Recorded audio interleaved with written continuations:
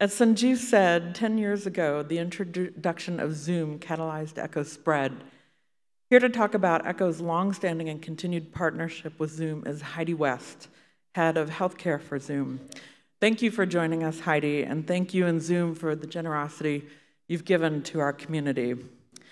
And as Heidi walks on stage, I just want to call out Dr. Bill Zarletta, I think he's over here on the side, who's been instrumental in forming this partnership with Zoom. So thank you, Bill. Thank you. Thank you. Gosh, going after Nada, I don't really know if you want to talk about technology. So just incredible to hear your stories. And I'm humbled to be standing up here today playing a small part in the work that you all do. So I'm just going to take a couple minutes. I'm going to spend some time talking about the work that we've done along with the Project ECHO team, give you a couple tips and tricks about Zoom, and then where can we go from here, and what are some of the trends that are going on that might impact the way that we engage across the world. So first, I just want to talk about, I'm going to talk about starting with why, and I just kind of went through this, but and my thank yous, of course. I want to thank Dr. Sanjeev. I think when you hear about the interest in enabling the world and creating health equity, I can't think of a better person at the helm of making this happen. So a huge thank you to you. Bill, as we mentioned, has been right there with us in trying to determine the best experience for all of you with the Zoom platform and how we can improve the work that we do together. Skip Rodenbush, if any of you know him, he was the co-founder and solutions architect of the Virtual Specialist. He's who connected Bill with Eric Yuan, our CEO and founder at Zoom. And then I want to thank Eric. He saw the vision of the opportunity between Zoom and Project ECHO and made this a reality. So I was not at Zoom 10 years ago. I'm just really fortunate as the head of healthcare for Zoom today to be a steward in the way that we work together. And then lastly, just thanking all of you for the tireless efforts and work that you do across the world in supporting your communities. And if Zoom can play a small role in the work that you do, we're just grateful to be a part of it. So thank you. So now going back to starting with why. I don't know if any of you are familiar with an author and speaker, Simon Sinek. He's written a book called Start With Why. He's got a couple other books and podcasts and a lot of different opportunities. He's an eternal optimist in a very realistic sort of way. And I tend to lead with his guiding principles of starting with why. I think if you know why you're doing something, it drives a lot more interest behind the work and sometimes the low points of the work that you're doing. So I think we're all very familiar with Dr. Aurora's why. It's all over the website and we've all heard it, and just how it's evolved from that first engagement I think is incredibly powerful. I wanted to share Zoom's position in healthcare, what our why is. Our goal is to break down barriers and silos in communication by creating a simple to use, and Heidi, I know you said you had a little trouble with it, so I'm more than happy to do a little tech support after this for you. But the goal is for it to be simple, high quality, and one of the things that really drew me to Zoom is that it works well in low bandwidths. So when I think about health equity and access, the ability to reach those who may not be in urban areas or around the world was something that was really compelling to me. And then just going a little personal, I have my own why. I think everyone in this room should take some time and determine your why, because it is what drives you every day. My mom, who is my warrior, has battled cancer for 37 years. She is still with us. She's 81 years old. And she, going through her journey, has really given me an insider's view to the need for better communications and health equity. When I met my husband, he had just lost his mom to cancer, and she did not have the best access to care. We were very fortunate that my mother had some of the best specialists in the country to support her.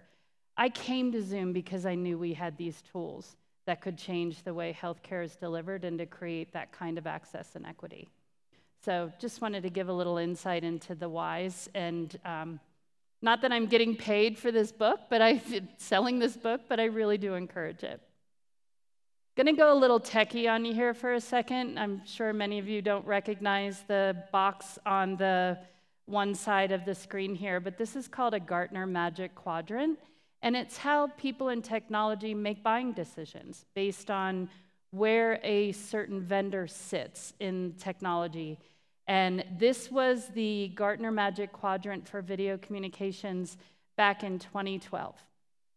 Zoom was founded in 2011, and when Bill started looking for a platform, if you can see, Zoom's not even on here. So, we shouldn't have even been considered. But we were really fortunate that Skip connected Bill with Eric, and Eric saw the vision. One of the things I thought was very powerful when reading through some of the history of our partnership is how Bill really challenged Eric to have some of the features necessary to deliver the experience that you all have today.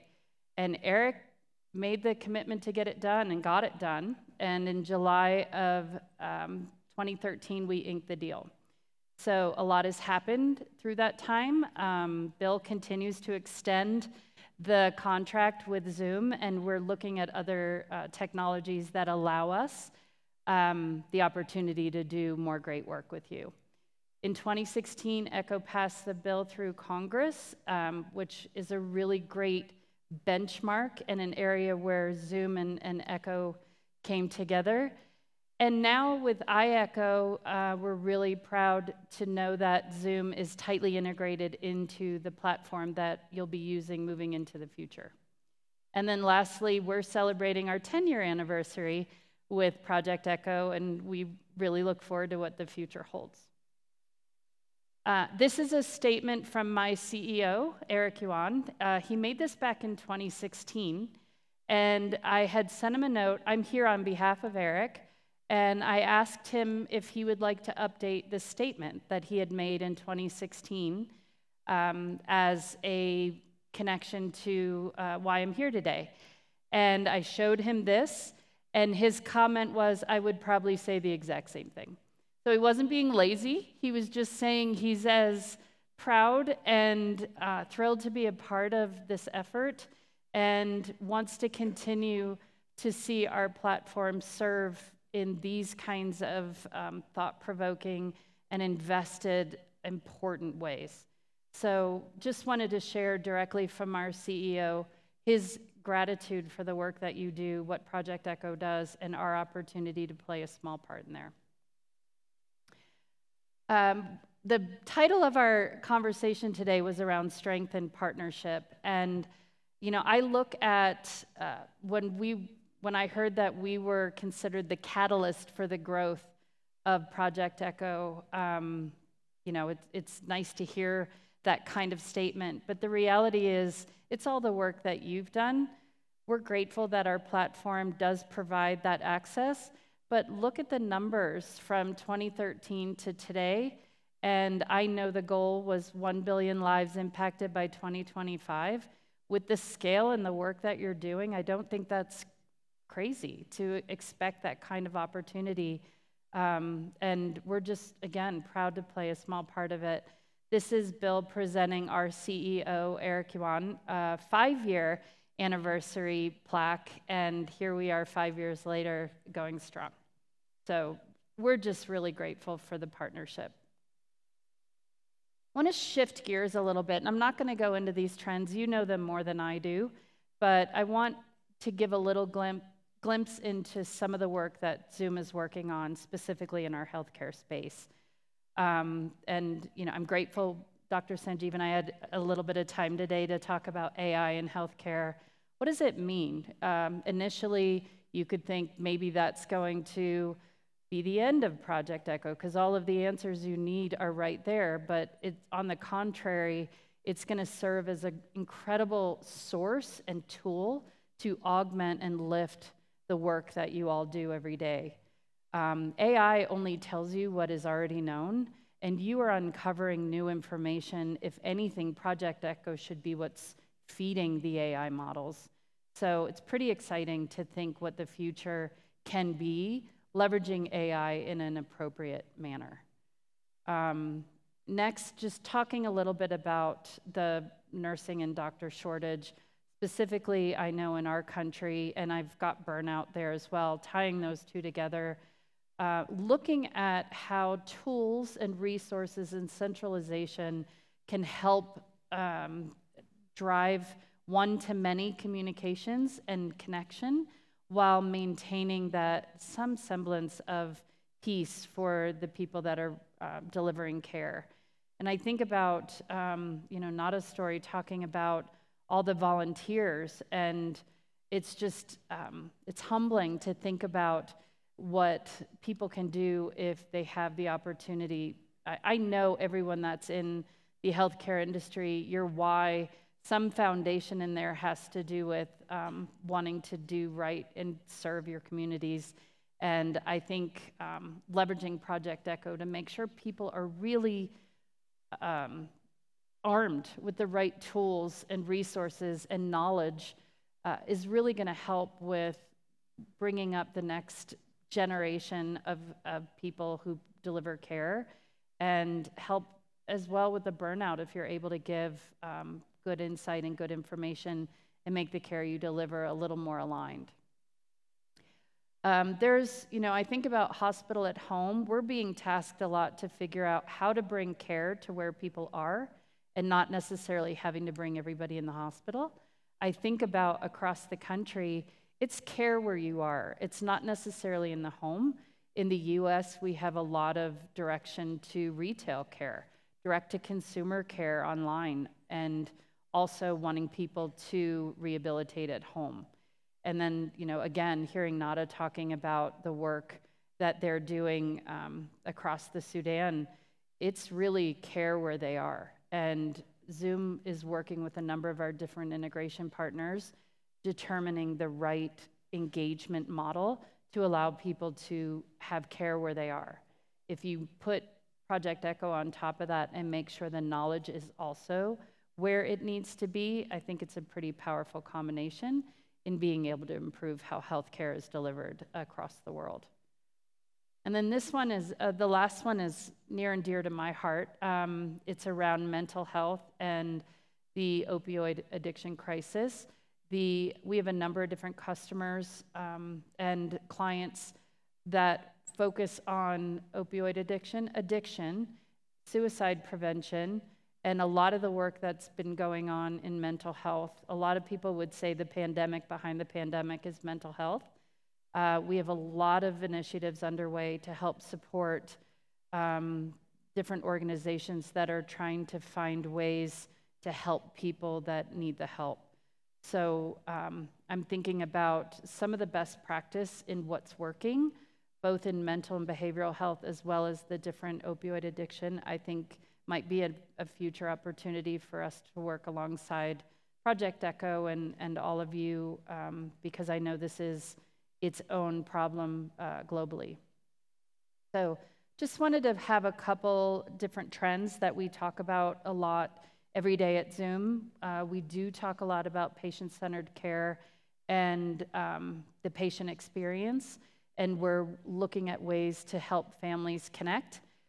During the pandemic, we heard too many stories of people having to say goodbye to loved ones over Zoom on an iPad. We're trying to figure out other ways that we can bring people together via Zoom in more intimate settings and not necessarily in such dire situations. So a lot of efforts underway, and I'll give one quick aside. We had one customer that told us they were using Zoom on iPads during the pandemic so that family members could be connected with their patients during their stay in the hospital. This is when nobody was allowed in the hospitals. And it was so successful, and they realized an opportunity beyond what they expected. there were senior citizens, grandmothers and grandfathers who weren't eating, and they started having dinner with their grandkids every night and over Zoom. They had opportunities where family members were doing trivia nights or just different ways, to stay connected with their family members while they were in care, and those who are the most isolated felt less isolated.